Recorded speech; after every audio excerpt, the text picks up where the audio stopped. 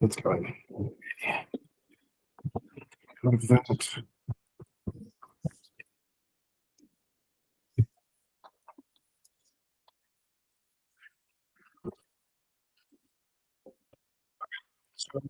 So, folks online, if you can't hear me or see my screen, let me know.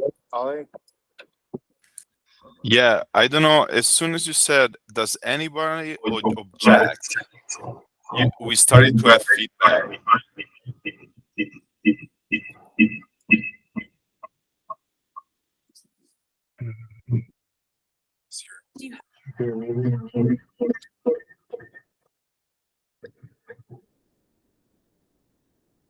And then you also have to have the sound off.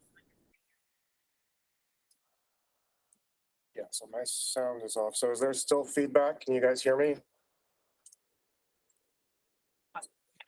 Okay. So standard names is something that got introduced in the latest version of ICARTT. It's an effort to improve usability, standardization, and machine readability of our data. Make it easier for people who aren't on that campaign to actually have access and understand what's going on. So an example of where this is useful, if you have two in situ NO measurements, one by LIF and one by chemoluminescence, they would have different variable names, NO LIF PPT and NO CL PPT, but they would have the same standard name. There's a document online that describes it. It's a little long, it's about 2 pages. The first time I went through it was a little overwhelming, just trying to figure out where stuff was and what I needed. There's no table of contents. There's no links to tables within the document. There are some typos. The typos should be fixed in the next version. And the committee that did the standard name document are working on making it a little easier to navigate. So I have my own version. Becky gave me the Word version, and then I added the table of contents and fixed the typos. And then I also, from that Word version, made an ICARTT tool to create the standard names. And so instead of having to go through this long document, you have this little panel where you can just select various things from drop-down menus, and it will make the name for you. It's designed to be very easy to update. So if when things change in the standard names document, you don't have to change the ICARTT code. There's just some text files that it loads in, and you'll have to change those, but the code won't have to change at all. And then the actual procedure file needs to be in the same folder as the folder that has all the text files, and that's it. So if I give this to someone else, you don't have to change any paths in the IPF or anything like that. And so we can just do a demo here. So this is my version of the document, and I've got this summary table here that lists all the parts of the standard name, and so you can just click on one of the categories. This is aerosol composition. It brings you down to the section. There are these descriptive attributes we'll talk about in a second, and then you can just click on the links here, and it'll take you to the table for that descriptive attribute, and then you can always go back up to the summary table. So yeah, the version online doesn't have this. When I distribute it, I include this because I found this a lot easier to navigate than trying to dig through the table, the whole document. So the way this tool works, you load the IPF, you go up to useful tools, standard names, make panel, and you've got this panel here. So the standard name has 4 parts. There's a measurement category, a core name, acquisition method, and then descriptive attributes. So for the measurement category, the first one is gas. It's just the abundance of some species. These are all the core names down here. There's something like 400 different gases. And if you click on a core name, it'll give you some information. So the core name is H2. The actual name of that is hydrogen. There's a formula. This specificity is the number of compounds that are included in that core name. So hydrogen, there's only one compound there. RO2, proxy radicals, there are multiple compounds. And then for single molecules, there's the CAS number. For gases, because there's a ton of them, there's subcategories. So you can just select nitrogen species, so ammonia, NO, halogens and halogenates, or you can search. Searching is the easiest way to do that, to find stuff. And for searching, you use asterisks for wildcards. So if you type in just NO, it'll only return NO. It will do an exact match. If you do NO asterisk, it finds things that end in NO. So N-octane shows up because it's not doing any sort of case-sensitive search. And then if I do asterisk NO asterisk, it'll find anything that has NO in that name. And then if you hold down the command or control key when you're scrolling, it'll scroll in much bigger chunks. But again, the easiest way to find stuff is just to search. But so let's select NO2 for the core name. And then we go over here to this other tab, acquisition and description. So you have to select an acquisition method. So for gases, it can be in situ, it can be vertical columns, that column profile. And if you, whatever one you select, it'll tell you a brief description of that acquisition method. And the last part is descriptive attributes. And so this is the kind of measurement you're doing. So this one is the dry volume mixing ratio. There's the ambient volume mixing ratio, and there's a whole bunch of other choices. And again, for each of these, there'll be text here that says exactly what that descriptive attribute is. For some of these ones, so aerosol microphysics, doesn't really matter what the core name is. We've got a whole bunch of descriptive attributes here. So there's relative humidity, there's a sizing technique. For the size range, for some of them, so this is PMX, you can say it's PM1 or 2.5, and there'll be a box here where you fill in that number. And then up here, it'll tell you which parts are missing. So we have PM for the size range, but we have to provide PM and what the actual size range is. And then we also have to do this reporting. So whether it's mass, sarin pressure and temperature, ambient, what have you. Yeah, Ale? Yeah, sorry. You're kind of fast. I'm trying to follow on my Igor thing. So descriptive attributes, I see, the standard is no value. And then I have a bunch of stuff. What's that bunch of stuff? Like I see DVMR, AVMR, all these things are not necessarily intuitive to me. Yeah, so if you select DVMR, it'll tell you what. Oh, cool. Got it. Thank you. Yeah, thanks for pointing out that I'm going too fast. And so these standard names will need to get put into the ICARTT file later on. And so you can click copy name and that'll copy this name to your clipboard. Or you can just copy and paste into the IGOR tool. So yeah, that's the standard name tool. Oh, so there's a bug in IGOR.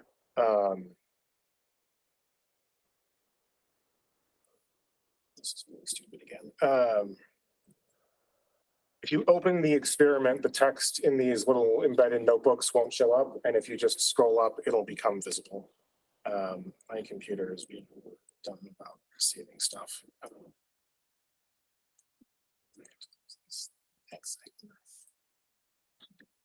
Yeah, so that's the standard names tool. Are there any questions about how that works? So when you open this up, because I tried to open up what you sent us and it doesn't look like it worked. I should have done that earlier, but I didn't. So ideally, what pops up and what tools are available to you? So in the IPF and that folder have to be in the same folder. Okay. And then if you open the IPF and compile it, there should be a menu called useful tools, and then you select standard names and make panel. Great. Maybe they got misplaced because I think I only have the demo experiment. Oh, maybe that's the other thing is you sent us a demo experiment and I need to have the other thing first. The demo experiment doesn't have the IPF in it, yeah. Okay, all right, that's probably what it is. Never mind. Okay. I'll catch up later. Yeah, and we can meet and I can show you. Oh, and so you can also, if for whatever reason you want multiple panels, you can do that. So you can have as many as you want. Yeah. Okay. So ICARTT, this was a format developed for this campaign in 2004 called the International Consortium for Atmospheric Research on Transport and Transformation. It was a bunch of campaigns kind of all under this ICARTT umbrella. And for some reason, they decided this was a good format and everyone has to use it going forward.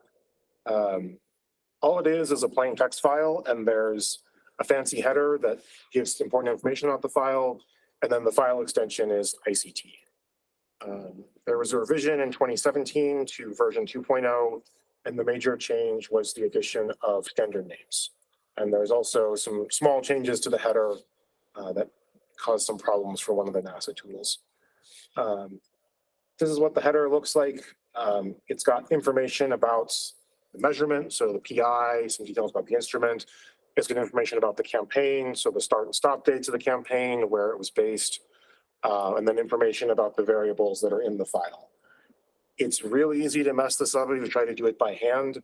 There are lines that only exist to tell you the number of lines there are in the file, and if that line number is wrong, so if there's 40 lines in the header and you say there's 39, then it's not going to work. The way it works, it relies on those numbers being correct.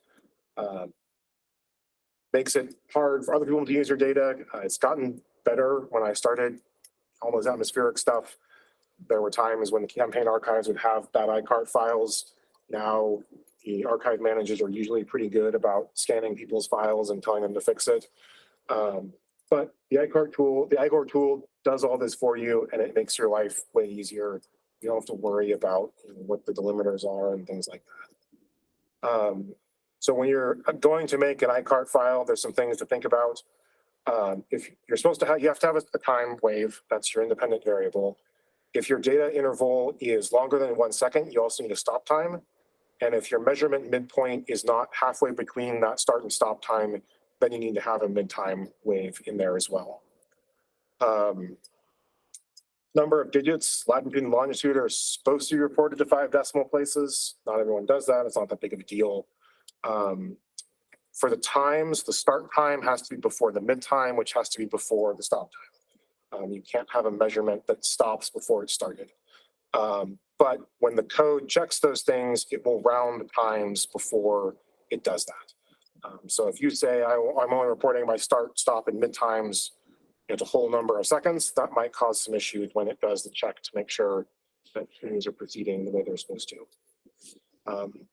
One thing that I added when I kind of took over this is support for LODs in the file. To do that, you have to change values that are above or below the LOD manually beforehand. So if you have values that are below the lower LOD, those need to get changed to -infinity. And if they're above the upper LOD, those need to get changed to +infinity. And then lastly, Wait, what? Can you explain that again? so if you have the ICARTT, the code will change to values that are below the LOD to some flag value, and it's -88888 something.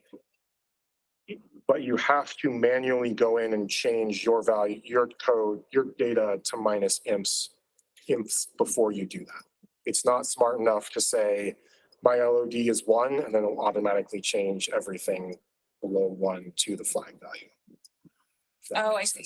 Yeah, the code is kind of old. It's had a lot of people's hands in it, and I was not willing to rewrite the entirety of it to fix that. Oh, this is the code for making. Yeah, Okay. ICARTT files. We just reset all our like all of our BDL data to -8 automatically.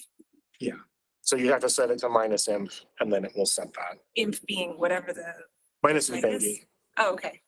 We just set ours to -888, whatever the flag is. That probably will work. What do you mean it probably will Just work? wouldn't change the data. It does. Yeah, that should work then. So does that mean that if you have NANs or below LODs, you first change those data to the specific flag and then load it? So the code handles nans automatically, but like it knows that nans are bad, but for the LOD, when you set it up, the user has to go in and manually enter what the LODs are, and there's not the ability to like do a second filtering of the data, basically. I could have done that, but it would have been a lot of work and I don't really want to be doing this. So Got it. that's why. So the last thing, ICARTT is not super great with 2D data. My understanding is that if you feed it a 2D data set, the code will convert it to a set of 1D columns. I've never really tried that. It supposedly works, but just FYI. So there's a lot of things to think about, and the reason this is gray is because this is more my opinion of things that get on my nerves, and since I'm running this meeting, I'm going to talk about it. If your instrument time interval is different from the platform time interval, you should include the latitude, longitude, and altitude that go with your measurement. And that's really important if your measurement midpoint is not halfway between your start and stop times. And that helps other people use your data, and then if they're trying to do comparisons with your data and their data and things aren't matching because your mid time is a third of the way between your start and stop time, then they know what's going on. If your data are on the same frequency as the aircraft position data, make your start and stop time the same as the plane. And what's even better is if everyone uses the same start and stop times. It just makes it so much easier when the campaign is over for someone else to use your data. Like if you want to calculate the ratio of two species, or something like that, then you're not having to go and manually trim or pad data with NANs to make things line up. And last thing, for the variable names, you want them to be consistent, unique, and like clear and useful. So if you have two formaldehyde measurements, I would say this is not great, where one is CH2O and the other is HCHO. I would say this is also not great, where one is just CH2O and the other was CH2O toga. This is what I would do, CH2O ISAF and CH2O toga.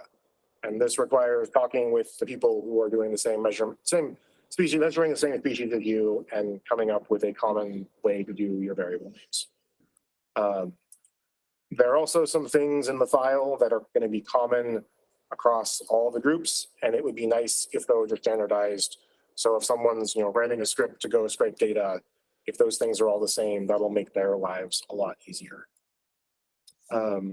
So some other ICARTT resources, Jose's wiki has tools in other languages. So there's MATLAB, Python, and R. And then NASA has an online file checker where you can either upload one ICARTT file or you can upload a zip of a bunch of ICARTT files and it'll check all the files there. They also have a downloadable FSCAN that you can just put on your own computer and use. You don't have to do it online. So I haven't been able to get that to run on my computer. Oh, it's great. Okay, so every time I do, I get this stupid Windows Defender notice. And when I say I'm okay with this, it doesn't let me do it. Interesting. The other problem is that it doesn't work with ICARTT 2.0. I've talked with Gao and Ali. They are apparently waiting to get authorization to buy the software to write the new version of the software. And they're at NASA, and who knows if and when this will happen.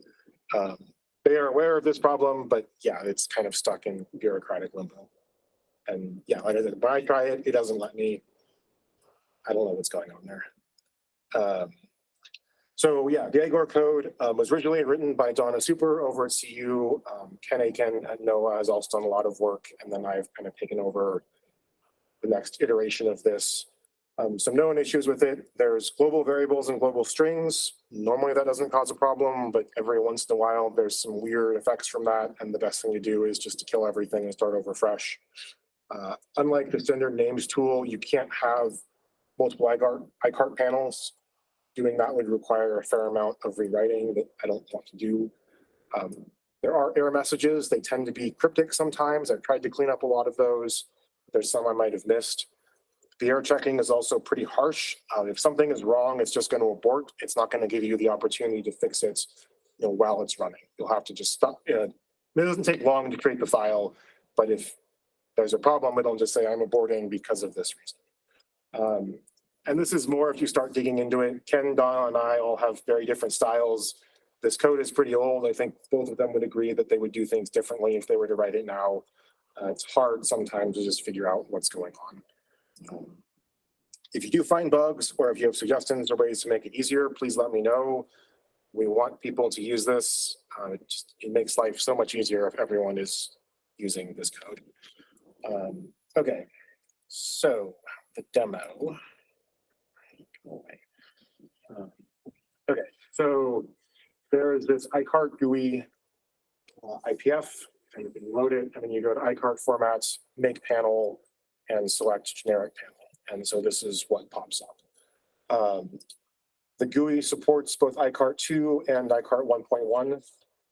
For everything people are doing now, for like AJQ, you want to make ICARTT 2, but if you're loading data, I think ATOM is still using 1.1, is what Pedro told me. Yeah, this is the panel. And so the first thing you have to do is to create a table with the data waves that you want to put in the ICARTT file. So if you go up data browser, you can double click or you can right click and do edit. And then something they added in like an Angular 7, I think. You can just like drag waves over here. So the order of waves in the table matters. The time waves go first, then position waves, and then your data waves. And the order of the time waves also matters. So it has to be start, stop, and then mid. I think the reason for that is mid time is optional. So it always knows that start is first. If there's 2 times, then the next one is stop. And the last one, if it's there, is the mid time. The next thing you have to do is change the format and the number of digits. So if I right click on these 3 time columns, then I go to format, state and time, which is fine, but the number of digits is 3. 2 is the maximum for time. The assumption is no one is doing millisecond data. And then for these position waves, if I right click here and go to format, it says it's general. You can't use general formats. The only formats you can use are integer, decimal, and scientific. So for these ones, I'm going to choose decimal, and then I'm right clicking again and going to digits. And for the number of digits, I'm going to say 5 because that's what you're supposed to do. But you can see that this data set is only 3 digits of precision here. And then the last one, these 2 here, I'm going to right click again. I'm going to choose scientific because these are big. And then I'll choose whatever number of digits, 5, sure. And so this data sets, this was kind of me screwing around. So there's some nans in various places just to make sure stuff is working properly. We somehow exceeded the limit of detection for longitude. And then, there's some points here that are above and below the limit of detection. So this is our data table here. And then once that all looks good, you hit select waves and format as in top table. And so it populates this down here. So these are the formats. So the letter is the format. So T is time, D is decimal, E is exponential. And then the number is the number of digits. So time, 2 decimal places, decimal, 5 decimal places, exponential, 5 decimal places. These are the names of the waves. There's units that you have to supply. If you have enter units, it will complain about that. So this is molecules 2. So you have to enter units for everything. This flag format, the code determines automatically. So it looks at what the largest, looks at the format, and then the flag needs to be an order of magnitude below the most negative number in the file, in that wave. So this one here, let's see, where's the most negative? Yeah. So this is the, yeah, this is right. So this is the most negative number in the data set. And so the flag is going to be negative 9, 7s, or 8s, point, whatever many decimal places, to the minus 14. If you have an LOD for upper and lower LOD, you'd enter those here. Then you enter the standard names here.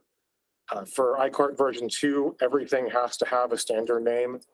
And then there's this optional long name. So you could say, for this is pretty obvious, but you could, say aircraft latitude, aircraft longitude, whatever. If you have a optional long name for one variable, then you have to have a long name for all the variables. So this is an all or nothing type of thing. Okay. So there's actually something I need to go back on. So up here from the ICARTT menu, there's this get help. This brings up a notebook that has documentation about how to fill out various fields in the panel. There's a little table of contents here. There's some links to the online stuff.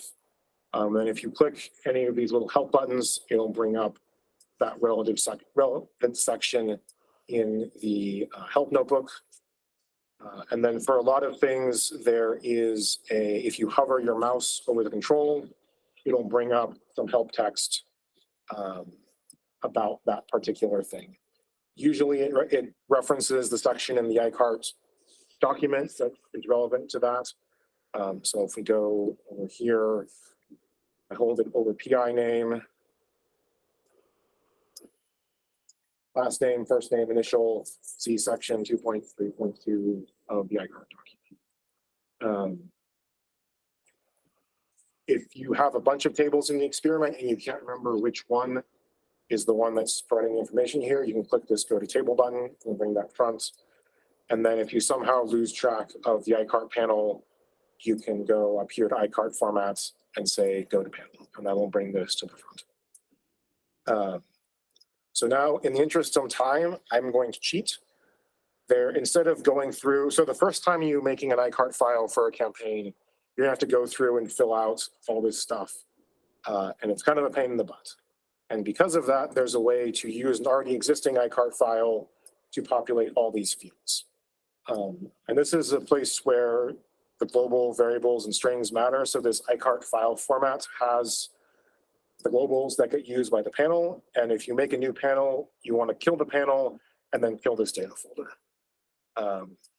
So if we go to ICARTT formats and load header from existing file, let's see if this will work.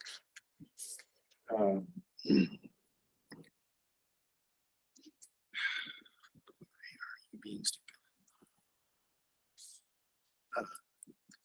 So in theory, you can create the panel by populating the fields from an existing ICARTT file. Hey, there it goes.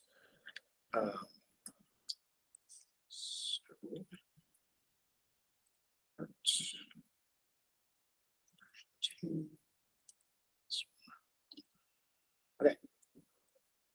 So I made that file and I click it, and now I've got all the standard names filled in. I've got the optional long names filled in. I've got the units. There's LODs filled in from the previous one. And so now if I go here, and click format stop table, so these all get formatted.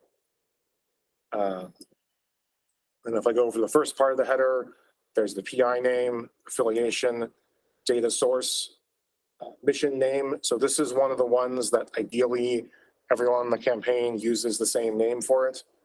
So this would be Asia AQ 2024. It's mission acronym, that's what the document says.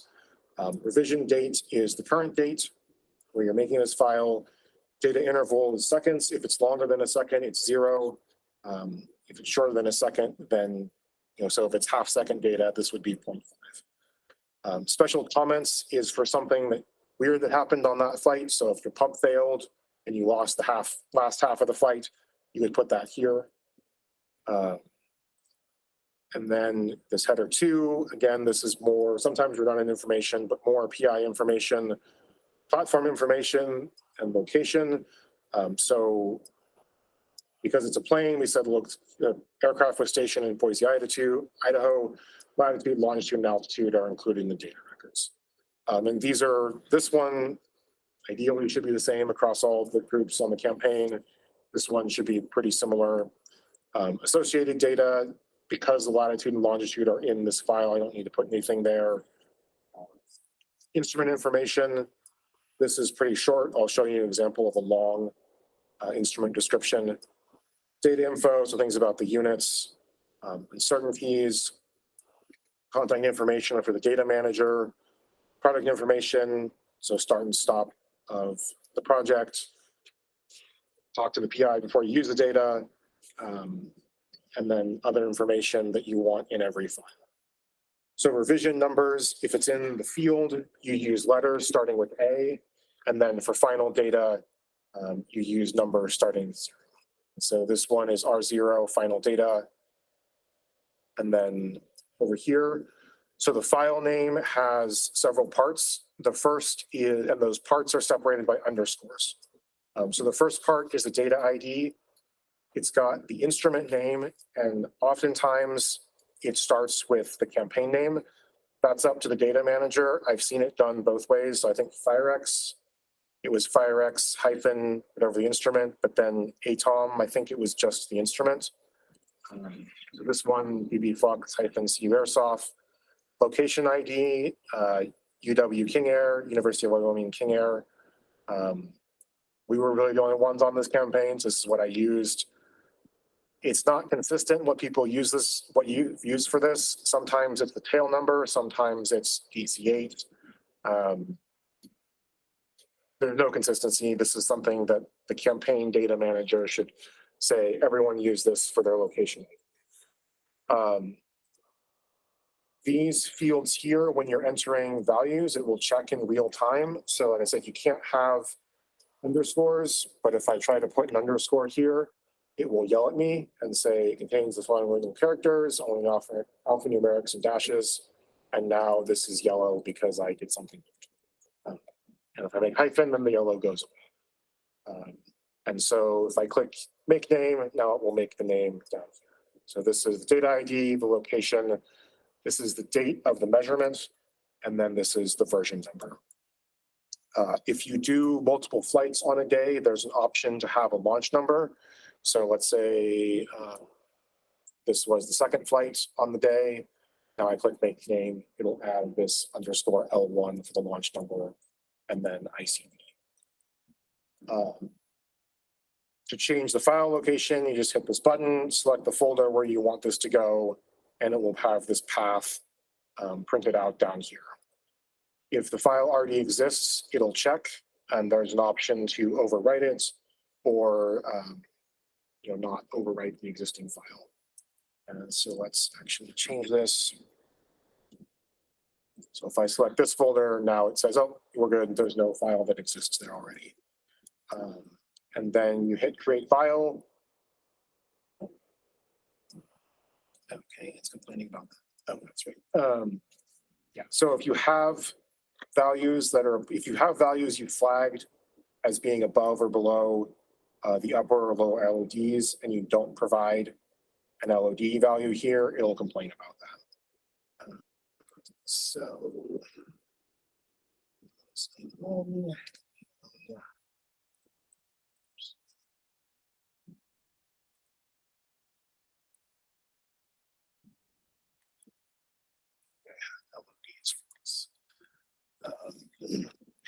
so now if I go back here,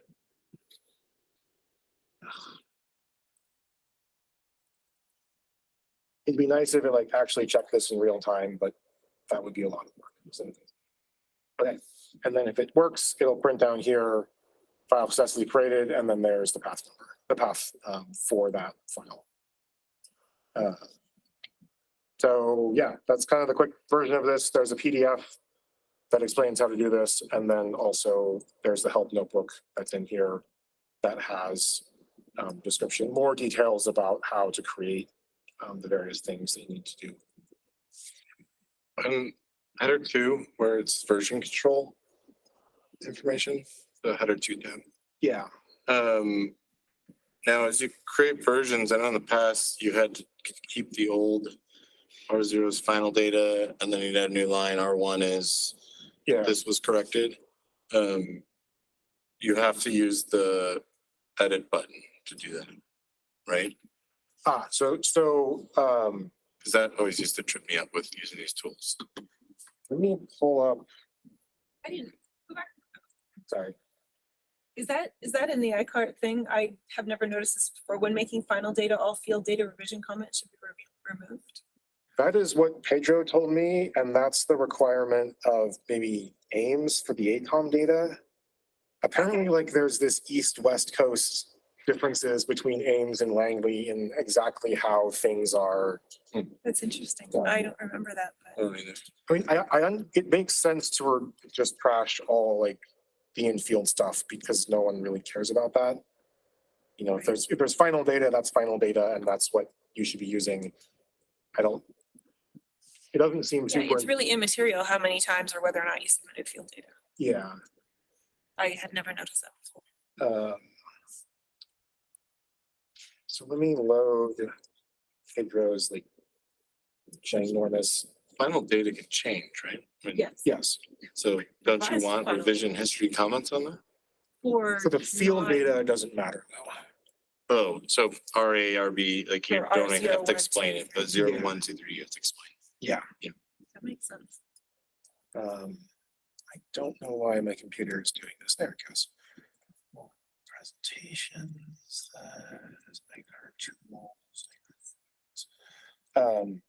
So this is from Pedro from FireX. So over here for the data ID, FireX AQ-AMS.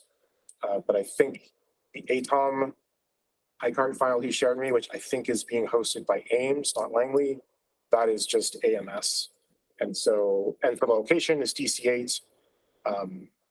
For the NOAA aircraft, because they have multiple P3s or multiple Twin Otters, they sometimes use the tail number of the plane, but there's no consistency, there's no standards. It would be nice if someone came up with like, we're going to use just ICARTT G5 always, but no one's done that. So for some of these fields, you can have a lot of information. So for this data info, if you click, you can see it's multiple lines here. So if you click the radio button here and then click edit, now there's a notebook where you can more easily edit this text. Is that all stuff that you guys include? This is Pedro, not me. Holy cow. The Jose thing. Yeah, Yeah. no kidding. So some of this, Like this too. whoops, okay, yeah, I have to, so yeah, if you have this, when this notebook open, you have to close it before you can go to a different one. So if you go here, I think some of this, like this is fields that you can go in and read with a script. So AMS underscore type, V ionization, that kind of stuff. Like, I guess the key here is that you can't be in a line and try to type and press return and do new paragraphs. It screws up the Go to code. the edit section. So you can edit all of these manually, or sorry, you can edit all of these with these little boxes here, or you can click the radio button and click edit. Right, but like the shift the character before the R1, yeah, so if you type and try, because that one, it wants it on different lines. When it So reviews the code. I think it's unclear, and I think that NASA online checker sometimes get pissed off about that, Right. but then like the ICARTT document says that's okay. Right. It's really gonna come down to how strict the data manager for the campaign is.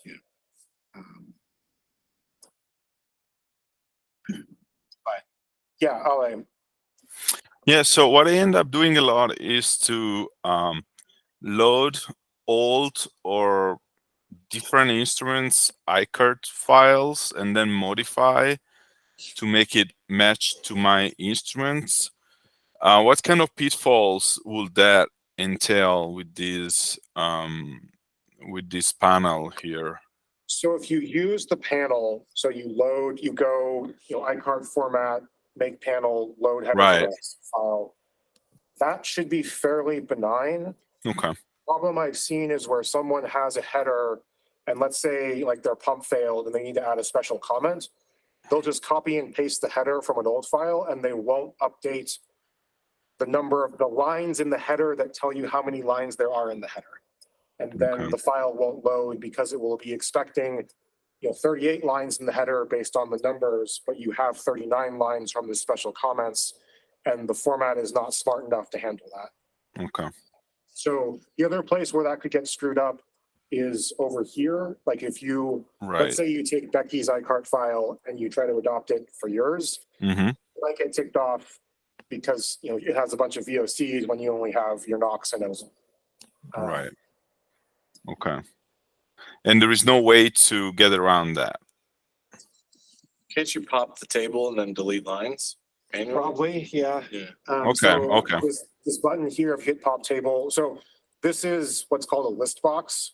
But if you hit pop table, and there's a wave, there's a 2D wave that's populating this list box. If you hit pop table, then you have the actual wave, and you can go in here, and yeah, as Patrick said, you can go in here, right click and delete points.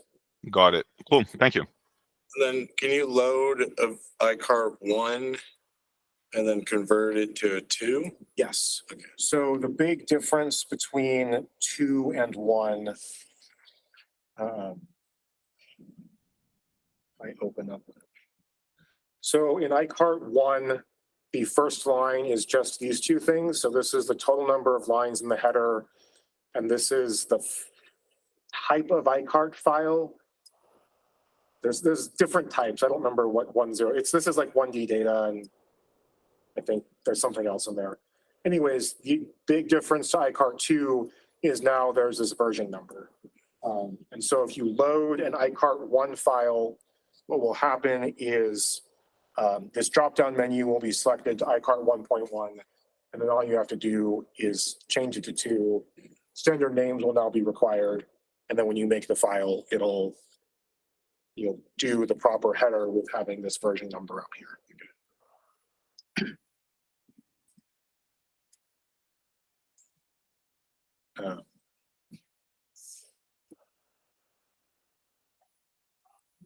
So are there any questions about how to use the GUI to make files? And if you have questions, like, you can feel free to email me, or if you're at NCAR, just come talk to me. The first time I did ICART, it was a nightmare. And I tried to change things here to fix problems that I had, things that I've seen people do wrong. And there's the help notebook, there's the PDF. And so the last thing I can show you is loading an ICART file to use it for your own stuff. Loading also requires, you load a file, it uses these globals and strings. So you want to either do this in a separate experiment or nuke everything and start over fresh. Then loading, you go load ICART 101. Just load this one. So one big change I made, actually, I'll pull off the PDF, the PowerPoint. So the old IGOR code, it would put the entire header into the wave notes. And so for weekend, there were these merges of all the instruments into one ICART file per flight. And this is what part of the header looks like. As you can see, it is not very useful. And so now when you load the ICART file with the code, the header has some information that's always there. So the units, the variable standard name, the long name, and then there's a user customizable string where you can include only the information you want. And I can actually show you that in the ICART code. So this wave note format, it's got the things that I thought were important. So there's the mission name, the revision date, revision number, revision string, PI name, affiliation, data source description. So if we look at one of these here, you can't really see it. Yeah, the wave note is much more manageable. It's actually got useful information instead of just being this massive dump of random numbers that don't really mean much unless you're digging into the code. Is that icon pop it out into a text? On the left above the top of the box, or that? It's not really much more readable. It's the one that looks like a paper just above the box on the left. This? No, okay.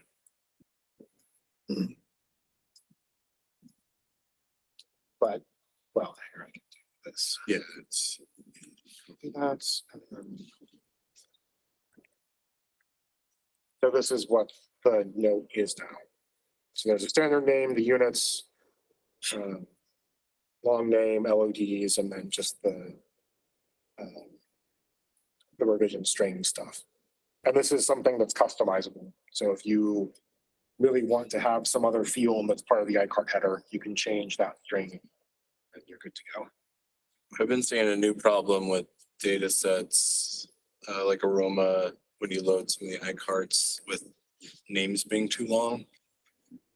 Is there any, Igor doesn't like really, really long names? So the code, the IGOR code is compatible with IGOR 7 and above.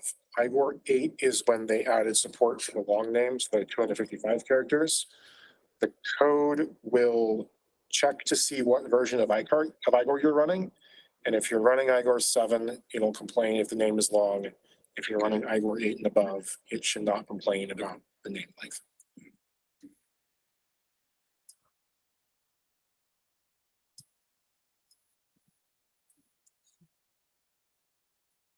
Regarding long wave names, what if you have a long wave database you're using through the thing on the computer and you're trying to open it for 7? I've run into issues where it won't open it. Is there a way around? So I think if you load the file, it'll just truncate the name. If you try to open the experiment, then it'll cause problems. Is there a way around? It's open in IGOR 8 or 9 and shorten all the names and then save it and then open the experiment in IGOR 7. Interesting, okay. I just don't use variables with long names. Your data doesn't get used. So I think so the ICARTT format claims that standard names can't be longer than 31 characters, but all of the standard names are longer than 31 Yeah. characters. I think it also claims that the variable short names are supposed to be under 31 characters, but I decided not to enforce that because eventually that's not going to be an issue. Yeah. Tried to keep them short. That's the whole idea. Actually, the main idea was to get rid of people submitting methyl bromide and CH3BR and bromomethane all in the same project from 3 different groups. Yeah. So if you're on the doing same thing. if you're doing gases, I would make the short name be the name from the core name list. Don't use HCHO for formaldehyde like I did for 8 years. Oh, we did too. Yeah. We actually used formaldehyde for a while, but we all had to agree. Yeah. There were emails sent out to everybody who does this stuff. Is HPMTF in there? It is. Is that the short name? What is it? HP? MTF? Oh, Yeah. Should Oh, be. because it's I did it. Yeah, wrong. yeah, yeah. Yep. There you go. Sweet. if you submit something and it's not in there, it gets added. Nice. Yeah. And so like there's some weird quirks here. I don't know if you saw that. That's a good question. What if we measure something that's not in your list? Can we add it here and does it flag something so that you have to contact NASA and say, add this to your God, list? no. That would be useful because every single project involves people measuring things that have never been measured before. So we're all really cool at that. Okay, so there's, just show you, so, oops.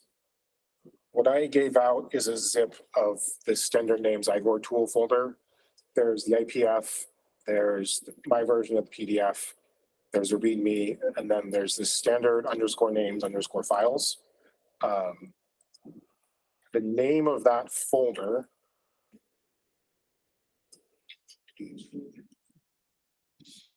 that is string constant in the IPF. So you can change this to like standard _name _files _ like Asia AQ prelim if you want to like screw around and not mess up the master copy. But then in here, there's text files. And so core name gas. This is going to back because it's zoomed out, but there's a whole list of all the gas L. Yeah, so there's a text file you can edit, and I'm just tired and not thinking straight.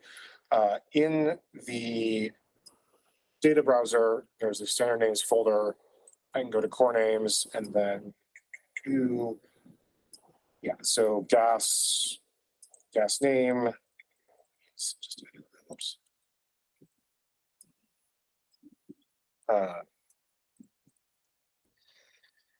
So you can go in and add species to this list here And there is a function in the IPF. It's not accessible from the menu, but it's there where you can save. You can save you can save this folder basically. So if you go in and edit, let's say you want to change this to like CH303, you can save these waves and it'll overwrite what's on your disk. To overwrite what's already there or to add to it? Oh, it'll overwrite the table. Well, it'll overwrite, there's an option to overwrite the files or it'll make a duplicate of what's there. But yes, there's several ways to update this. The code does not have to change, but these files. So if you want to add a species that is not in the current list, it won't let you unless you put it into a table and then tell it it's okay, it's in this table now. So these waves are what the panel uses to do all its stuff. So if you want to add a species, you would have to go either update the waves and then save them, or go to those text files and update those. But then the next time you run the code, those should be there. Okay. As I said, I just know that on every single project, there are people, especially with like, we don't really know what this is. We know this is the formula. So it's this formula of something. So there's a lot of assumed species, or we think this is what we're looking at. So we're going to report it because we have like arbitrary data for it. And once in a while, there's like, oh, I've actually identified this new thing. So it's in there too. And I think the PDF README has some instructions about how to update this stuff. But yeah, it's, in theory, updating is fairly straightforward. I think not very many teams have this as an issue. Most teams are probably not Yes. exploratory. If you don't know what it is, you can't get a concentration, and then you can't really post ICARTT data. Right? And you So can just you would be say surprised. AU for the units. Yeah, Say what? AU for the units. Yeah, I've put in ARP for units. And there's a lot of teams that if they think they know what it is, then they will extrapolate from calls that they have of other species. it's a pretty dangerous game to play. PTR math users like to do that. Well, PTR, you can kind of do that. It's the one exception, because the theory is well understood. If you don't think fragmentation. Anyways, yeah, that's the ICARTT tool. That's their names tool. Like I said, if you have questions or on issues, feel free to contact me. I think I sent around the latest versions, and then the latest version should always be in my GitLab. Jose's website is usually fairly up to date. They're a little behind on the ICARTT. Allegedly, there's a version over at NOAA, but for reasons NOAA, they don't make it publicly available. I don't know why. Yeah, I'm kind of in charge of it now, so my version is the latest version. Nice. This is great.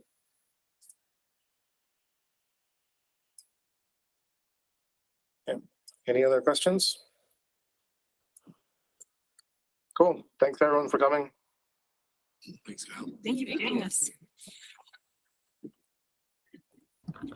Thanks, Kyle. I'm guessing the NOAA thing has to do with they don't want to support it. Like nobody's has the time to support it. I don't know. I think you can find the tools on their website somewhere. I don't think it's in the intranet.